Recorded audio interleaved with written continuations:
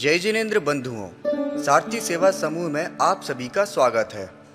नेहनगर निवासियों को वर्षा युग 2020 में मुनि श्री 108 कुंतु सागर जी मुनिराज व एलक श्री 105 सिद्धांत सागर जी का चातुर्मास प्राप्त हुआ है। धर्म लाभ हेतु एलक श्री 105 सिद्धांत सागर जी आचार्य समंत्रबद्ध स्वामी द्वारा रचित स्वयंभू स्त्रोत की कक्षाएं ले रहे हैं, जिसे आप सभी सारथी सेवा समूह के फेसबुक पेज या यूट्यूब चैनल पर प्रतिदिन प्रातः 8 बजे देख सकते हैं।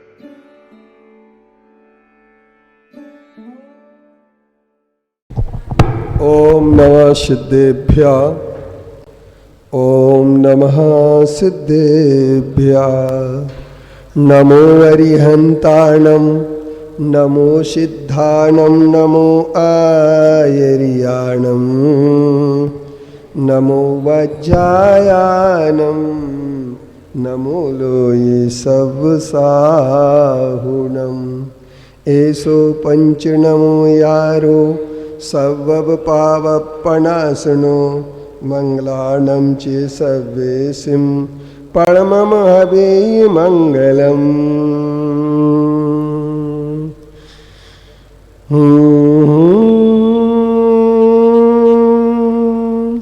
इंद सद्वंदियानं त्युवनिहित महोर विशदवाक्कारम् अंतातीत गुणानं नमो जिनानं जिदो भवानं। निस सुरासुर मुनिशिन वनिदं दोदघायिकं मलं प्रणमामि वड्डमानं तित्थं धम्मस्य कातारम्। बोले अंशमय विश्व धर्म की, आचार्य कुंद कुंद गुरुदेव की, आचार्य गुरुवंशी विद्यासागर मुनि महाराज की, 3 कमलों करोड़ मुनि महाराजों की। कमलेश जी, एक काम करेंगे आप?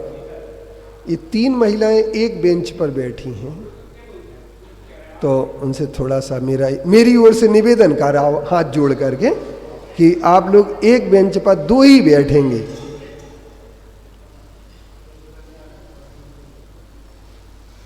हाथ जोड़ के अच्छे आराम से निवेदन कर दो मेरी तरफ से, क्योंकि ये 2 पास पास बैठे हैं बिल्कुल। वो आंटी जी, आप जरा चश्मा वाली आंटी, आप थोड़ी सी दूर हो जाएंगी, हमें दिखेंगी आप अच्छे से। आप दिख नहीं रही हैं, उस कोने पे बैठ जाओ। आप पास पास नहीं बैठना, ये पर घर चली जाओ, क्यों हमारी संख्या कम हो जाए चलेगी, कोई दिक्कत नहीं।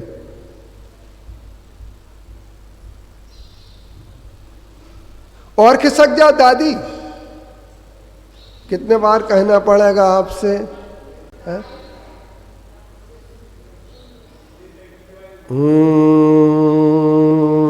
199 पेज है, जिसमें आपके लिए पूरे तीर्थंकरों का लगातार मिलेगा।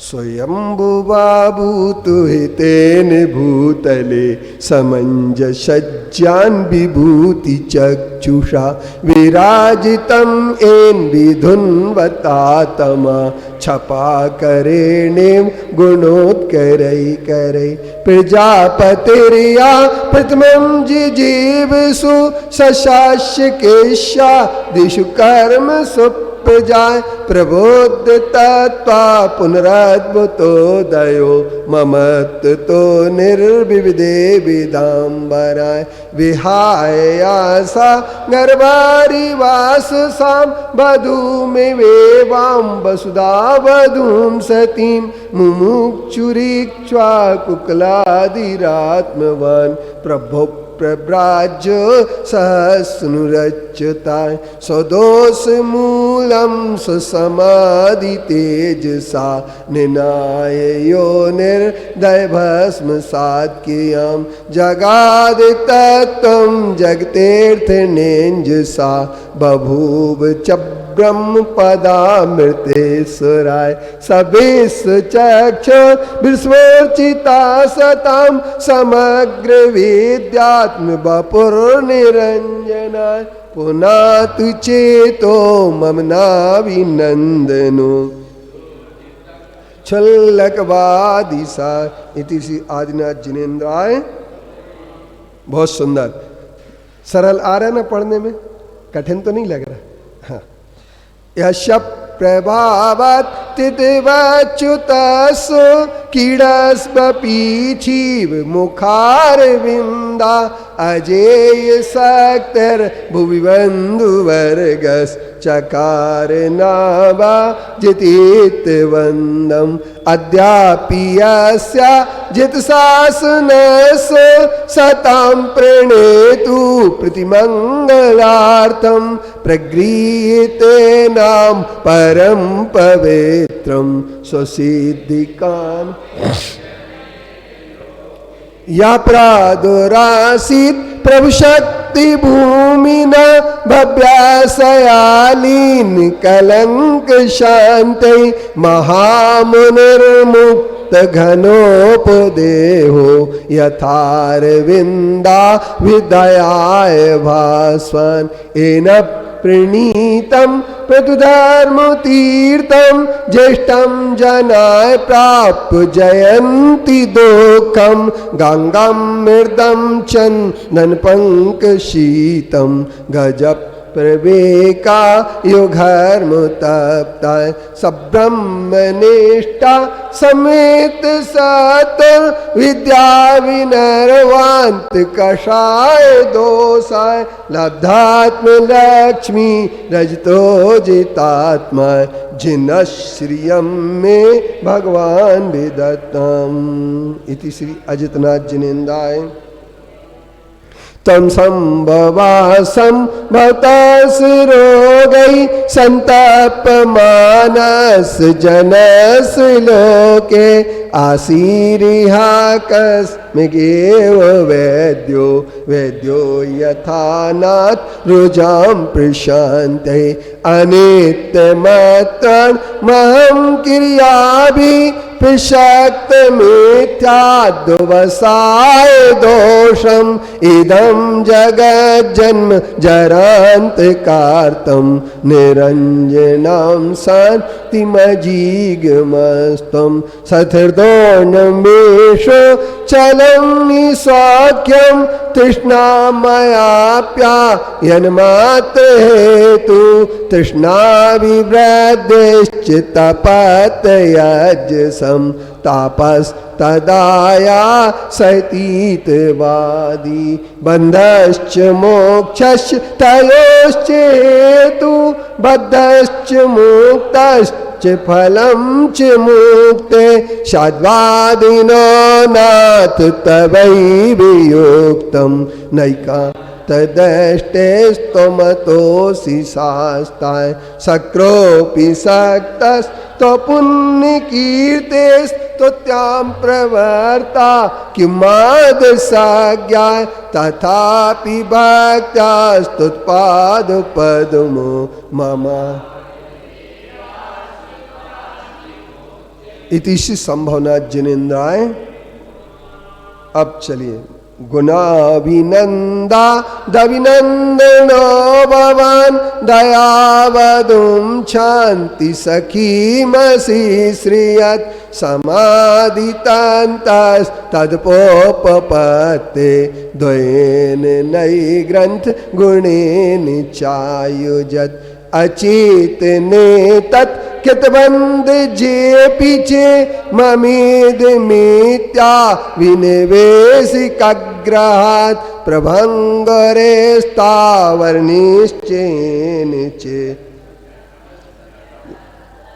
मजे गृहेत भवान छतम जगत तत्तुम जिगृहेत भवान। अब तीसरे नंबर का क्षुदादि दुखा प्रतिकारिता स्थितिर नचेन्द्रियार्थ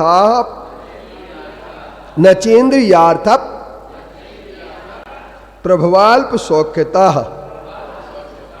ततो गुणो नास्ति च देह देयिनो रीतिद मित्थम भगवान विजिज्ञपत क्षुदादि दुखा प्रतिकारिता स्थितिर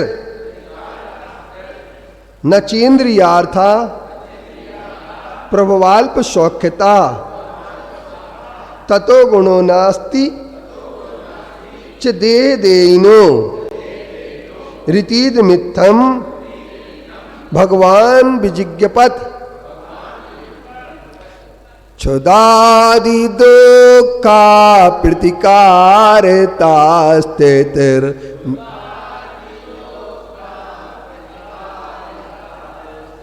न चेन्द्रियार्थ प्रभवाल्प सौख्यता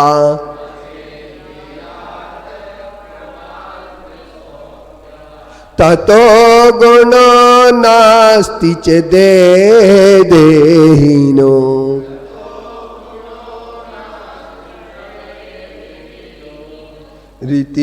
रीतिदमित्थं भगवान विजिज्ञपन्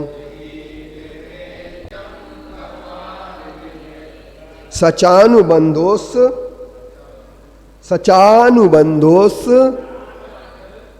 जनस्य तापकृत। चौथा है ना, जनोति लोलोपनुबंध दोषतो, जनोति लोलोपनुबंध दोषतो भयादकार्येषु न प्रवर्तते विह न प्रवर्तते इहापमुत्राप नुबंध दोषवित कथम सुखे सन सजतीति चाब्रवीत जनोति लोलोपनुबंध दोषतो भयादकार्येषु विह न प्रवर्तते न प्रवर्तते न प्रवर्तते यहापमुत्राप्य नुबंध दोषवित कथम सुखे संसजतीति चाब्रवीत। चलिए, जनोति लोलोपनुबंध दोषवित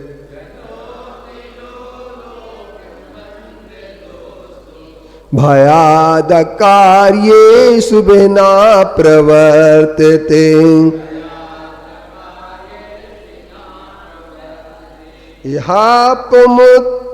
इहापमुत्रापनुबंध दोषवित कथम सुखे संसजतीति चाब्रवीत। ये भगवान अभिनंदननाथ भगवान और अभिनंदननाथ भगवान की टोक शेखर जी में बहुत प्यारी लगती है। ये अभिनंदननाथ भगवान का अपन स्तवन पढ़ रहे हैं डॉक्टर अभय कुमार जी। तो कल अपन ने ये पढ़ा था कि गुणों के से जिनका अभिनंदन वृद्धि होती रहते वे अभिनंदननाथ भगवान कहलाते हैं, जिनकी दया बधू है और क्षमा सखी है। और इसके बाद उन्होंने ये कहा कि इसका इन्होंने आश्रय लिया था। किसका आश्रय लिया था? दया और क्षमा का। इसलिए उन्होंने समाधि तंत्र से शुक्ल धर्म ध्यान और शुक्ल ध्यान रूप उन्होंने जो प्राप्त किया वो दोनों प्रकार की निर्ग्रंथता से प्राप्त किया, क्योंकि अपरिग्रह वृत्ति से ही समाधि की प्राप्ति होती है। जब तक अपरिग्रह वृत्ति नहीं होती है तब तक समाधि की प्राप्ति नहीं होती है। अब जो अचेतन है उसमें उसके द्वारा किए हुए बंध के कारण से जो उनका मिल जाता अचेतन, जैसे रेत के एक बहुत अच्छा उदाहरण मैं आपको बता सकता हूं कि एक कहानी थी जिनेंद्र कुमार ने लिखी थी कि एक सुंदरी थी और एक मनोहर था, दोनों भाई बहनें थीं। तो भाई बहन थे तो सुंदरी पानी में एक अपने पैर को उठा करके पानी में रेत जो गीली हो चुकी थी उस रेत से एक घर बना रही थी। और जो भाई था मनोहर, वो मनोहर क्या कर रहा था कि वो मनोहर पानी में लकड़ी लेकर के चला रहा था। जब पूरा घर बन गया रेत का, तो सुंदरी जाकर के अपने भाई मनोहर से कहती है कि देखो भैया मैंने कितना अच्छा घर बनाया। मनोहर कहता है बड़ा अच्छा बनाया, और उसमें एक पैर की ठोकर मार देता है, उसका बिगड़ जाता है। वो रोने लगती है और वो कहती मेरा घर मिटा दिया। माँ से शिकायत करती है भैया ने मेरा घर मिटा दिया। तो माँ कहती घर था कहाँ तेरा, तेरा घर तो ज्यों कहते हुए नहीं, मैंने बनाया था। बनाया था तो जो रेत ऊपर थी, ऊपर करके बनाया था, वो नीचे हो गई। इतना ही हुआ है और कुछ नहीं हुआ। ना घर तेरा ना घर मेरा, चिड़िया रेन बसेरा है। तो चल उड़ जा रे पंछी, तेरा देश हुआ बेगाना। चुन तिनका तिनका चुन चुन तूने, चिन चुन तिनका तिनका चुनकर तूने एक बनाया मिला। एक घर बना दिया तूने। उस घर को क्या बोलता है ये कोई भी आपकी नहीं है। इसलिए लोग जो है ना, अब प्रभंगुरे स्थावर निश्चय च, जो स्थावर हैं, जो स्थायी तुम्हें दिख रहे हैं, वो निश्चित तौर पर नष्ट होने वाले हैं, कि वो पर पदार्थ हैं। और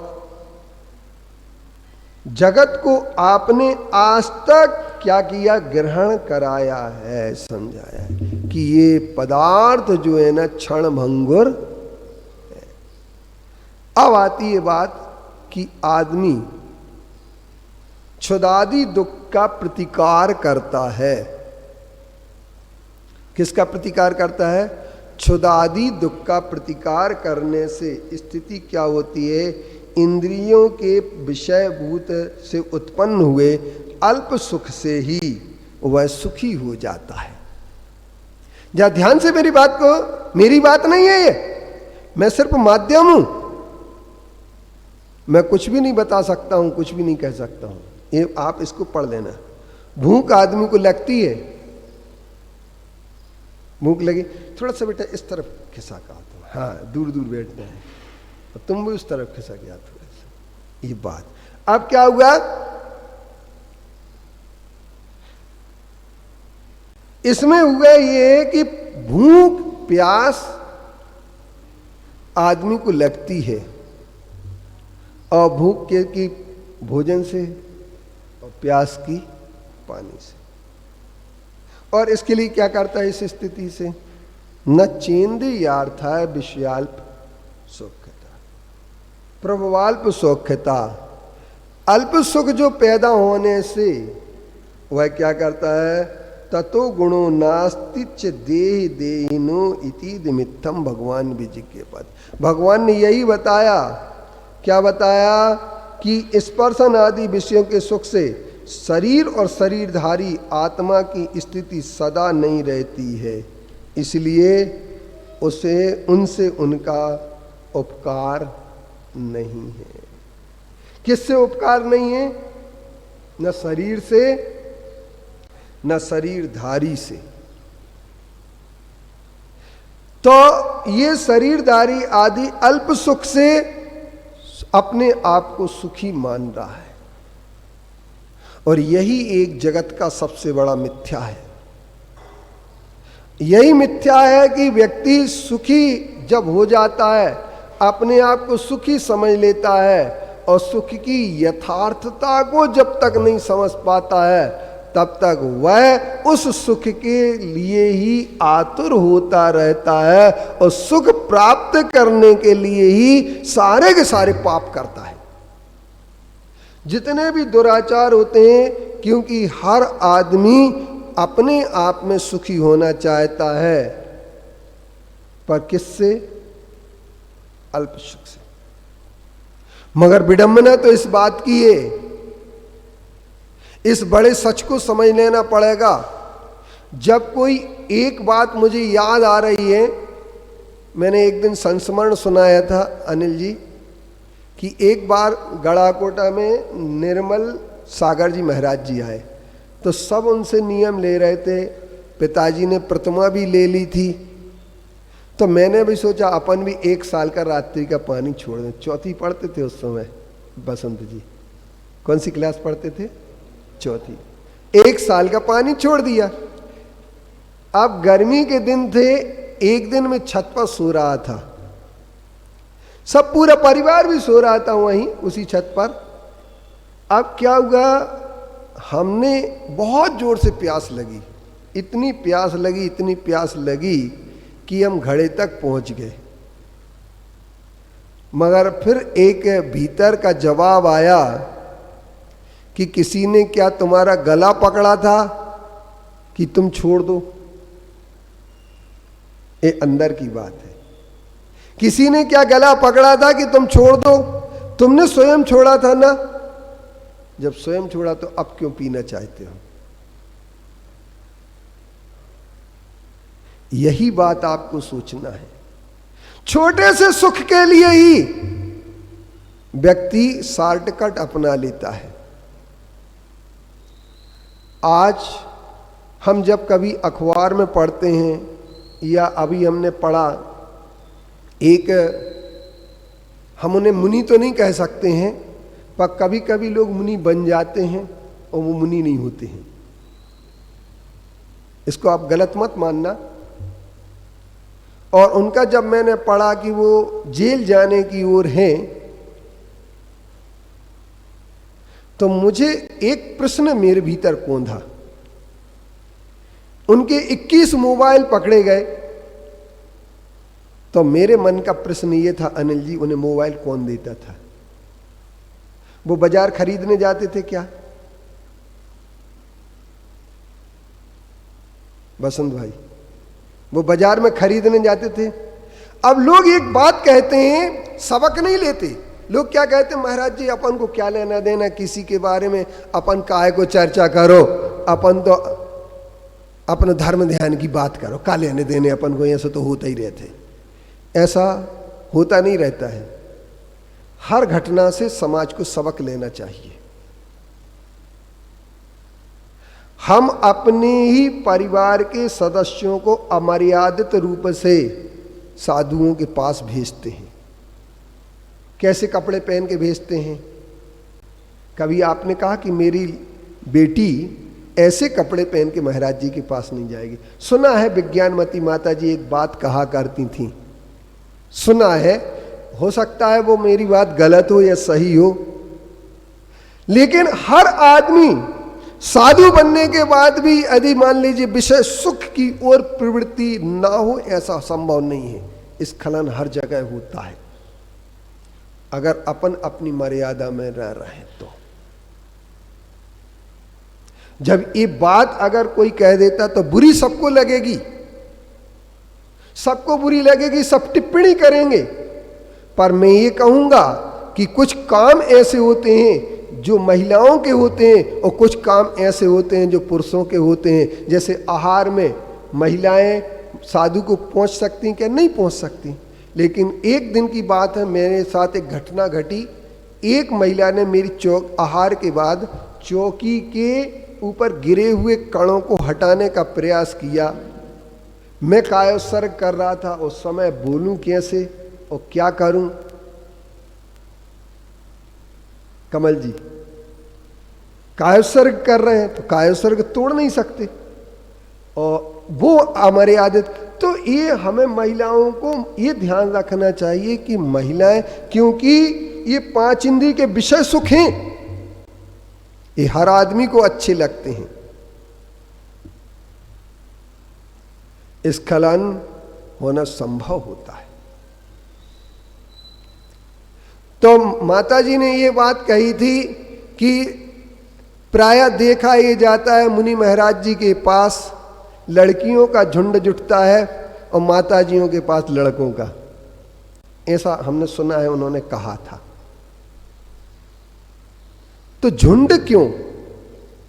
धर्म ध्यान करने जाना चाहिए, ना कि धर्म ध्यान बिगाड़ने के लिए। उन्होंने ये भी कहा था, यदि आपको देख करके साधु के भाव बिगड़ जाते हैं या साधना उनकी बिगड़ती है, तो इसमें जिम्मेदार आप भी होंगे।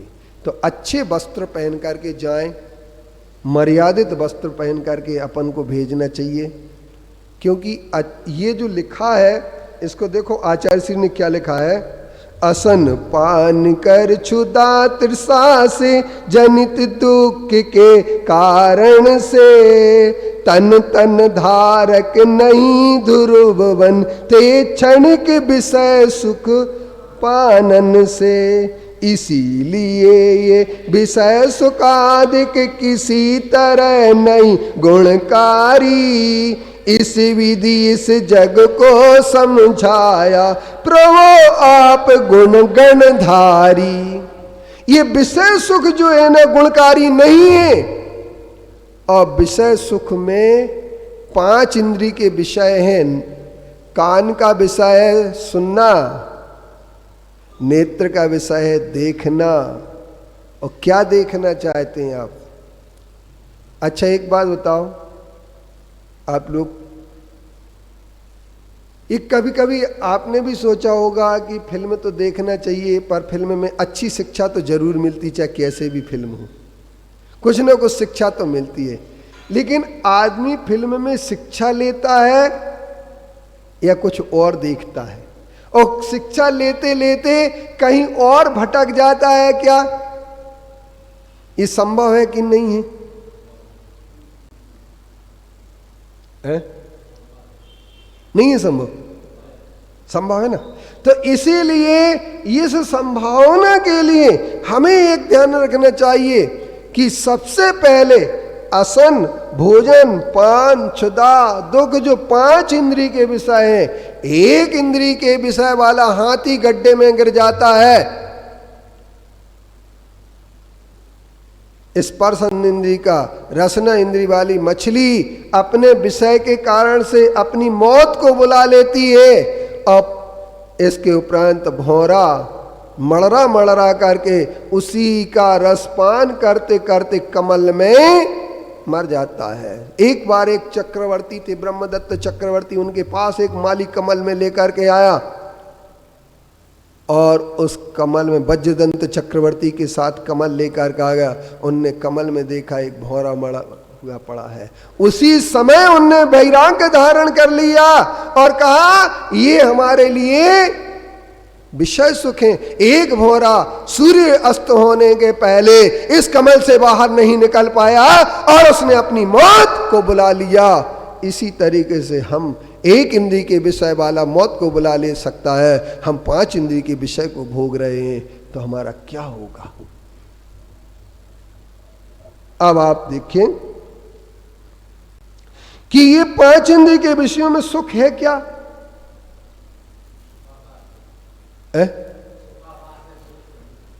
अल्प सुख है। आचार्य श्री ने कहा है अल्प सुख है, क्षणिक सुख है। और इस सुख के लिए ही आदमी बस यहीं से यथार्थता को भूलता चला जा रहा है। मोक्ष की कहीं जरूरत ही नहीं है। हम तो ये कह सकते मोक्ष की कोई जरूरत नहीं है। क्या जरूरत है मोक्ष की? यदि इन 5 इंद्रिय के विषयों में स्थायित्व तो आ जाए ना, और स्थायी और असली सुख प्राप्त होने लगे, मोक्ष की जरूरत ही नहीं है क्या? आदमी चाहता है तो सुख है ना। इसलिए जनोति लोलो जनः अतिलोला अपि, अतिलोल माने अतिलोलुपता के कारण से, अपि अनुबंध दोषता, वह दोष से अनुबंध हो जाता है।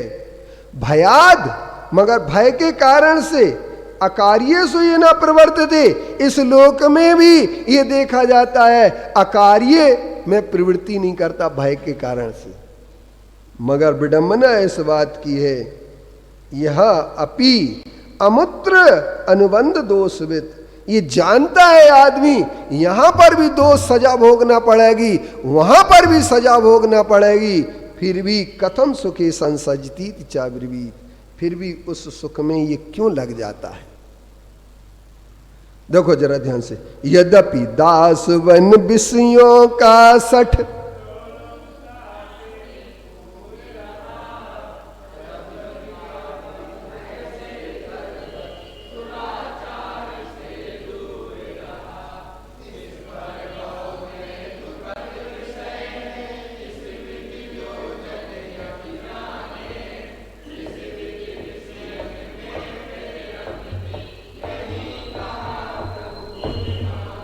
अब आपसे एक बात पूछ लूंगा, भगवान किस भगवान का अपन कर रहा है स्तवन?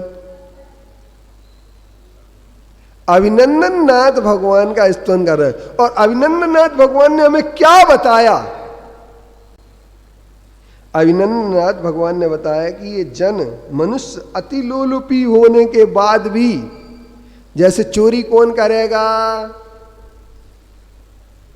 लॉटरी कौन लगाएगा, जुआ कौन खेलेगा, जितने भी अपराध हैं उन अपराधों को 3 श्रेणी में बांट दो आप। फाइनेंशियल क्राइम एक, दूसरे नंबर की टेस्ट से उत्पन्न क्राइम, स्वाद के लिए अपराध होते हैं। तीसरे नंबर अपराध जो होते हैं वो मनोरंजन के लिए होते हैं। व्हाइट कॉलर क्राइम, जब क्रोनोलॉजी मैंने पढ़ी तो सबसे पहले खतरनाक चीज मुझे मिली व्हाइट क्राइम, कॉलर क्राइम। बहुत सारे लोग बिल्कुल सफेद कपड़ों में रहते हैं, अच्छे दिखते हैं, सभ्य दिखते हैं, मगर करते क्या है? बस वही करते हैं जिसके बाद वो कहीं के नहीं रहते, कहीं के नहीं रहते।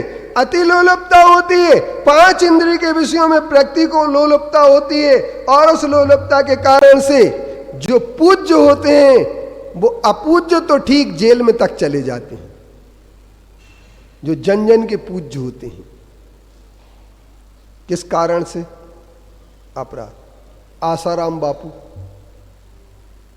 ऐसे कितने उदाहरण हैं जो जन जन के पूज्य थे, जन उनके लिए सब लोग अपने सिर पर बिठा ले रखते थे, सिर्फ एक कारण से ना, 5 इंद्रिय के विषय की लोलुपता के कारण से। और यदि 5 इंद्रिय के विषयों की लोलुपता ना हो तो क्यों जाएगा कहीं? सजा मिलती है, खता लम्हों ने की है, सजा सदियों ने पाई है। रावण के लिए क्या था? एक 5 इंद्रिय के विषयों की लोलुपता, अन्यथा उसके पास कोई रानियों की कमी थी क्या? जो सीता की उसे जरूरत पड़ गई। सीता की जरूरत उसे क्यों पड़ गई रावण को?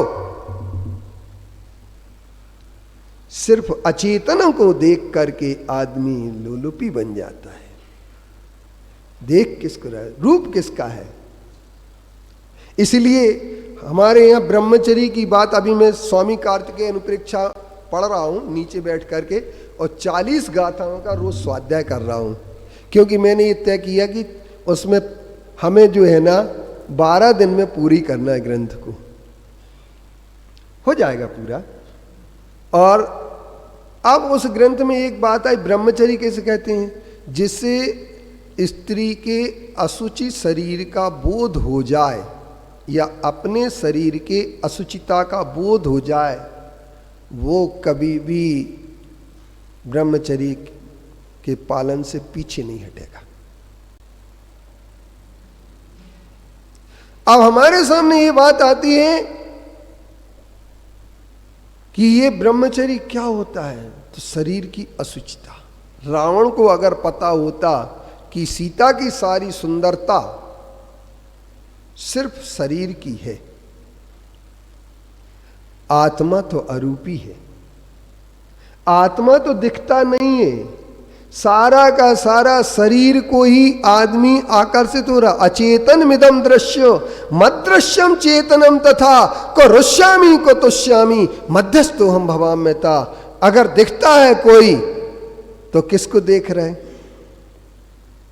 एक लड़का एक लड़की दोनों साथ साथ भागने की कोशिश कर रहे हैं। हमारे पास आए अहमदाबाद में एक कपल, बोले महाराज जी हम लोग ने शादी कर ली और वैसे हम चाह रहे समाज में शादी हो जाए। तो बोले इसके परिवार के पिताजी तैयार नहीं हो रहे। मैंने कहा मैं तैयार हूं, कोई दिक्कत नहीं, मैं आहार भी लूंगा तुमसे दोनों से, पर एक बात बताओ, इसकी जिससे तुम प्रभावित हुए हो ना, सिर्फ 10 बातें बता दो अच्छी जो हो। तो लड़की बोली ये दिल के साफ हैं। मैंने कहा अभी तो दिल के साफ लगेंगे, कोई दिक्कत की बात नहीं है। बोले जो भी बोलते हैं बेबाक वो अच्छा लगता है, बोलते हैं तो बहुत अच्छा बोलते हैं, अभी तो अच्छा लगेगा। क्योंकि एक चीज है कि दोनों के बीच में अगाध था प्रेम। बड़वानी में लिखी थी मैंने कहानी, एक कविता लिखी थी, दोनों के बीच में अगाध था प्रेम, दोनों एक दूसरे की तारीफ करते हुए कभी नहीं अगाते थे, पर न जाने साथ रहते रहते क्या हो गया, दोनों नहीं आते थे। एक कहते थे ये सूरजमुखी है और दूसरे कहते थे ये प्राणनाथ है। पर दिन बदल गए, बात बदल गई, ये कहने लगी ये तो ज्वाला, वो कहने लगे ये तो ज्वालामुखी है, और वो भी कहने लगी ये तो नागनाथ है, ये तो नागनाथ है। जोर से बजा अगर ताली, अच्छी लगी हो कविता तो। ये बड़वानी में लिखी थी और बड़वानी में सुनाई भी थी मैंने, बसंत जी को याद हो या नहीं हो। तो ये कविता मुझे इसलिए अच्छी लगी कि लोग क्या कहते हैं कि जब तक तारीफ करते हैं जब तक एक दूसरे को अच्छी लगते हैं। लेकिन एक मैं बात बताऊं, किस चीज को देख करके अच्छे आप कहते हो, मगर जिसे आप देखना चाहते हो, जिसे देख रहे हो, वो सब अचेतन है। धर्मेंद्र, जो देख रहे हो ना वो सब अचेतन है। ये सच हमारे तीर्थंकर भगवान अभिनंदन नाथ जी का स्तवन करते हुए आचार्य समंत भद्रदेव ने बताया है। ये सच, और इस सच से आप मुख नहीं मोड़ते। अब कई लोग कह रहे होंगे, अभी आपने देखा होगा बहुत सारे लोग स्वयं स्तोत्र की क्लास से धीरे से खिसक गए होंगे, और वो क्या कहते मालूम है, अरे यार कठिन है विषय,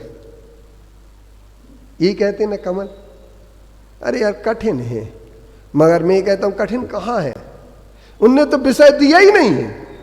एक सृष्टि का बहुत बड़ा सच बताया है, और इस सच को आप जानने में कठिन कहां है बताओ। धर्मेंद्र कठिन है क्या ये बात?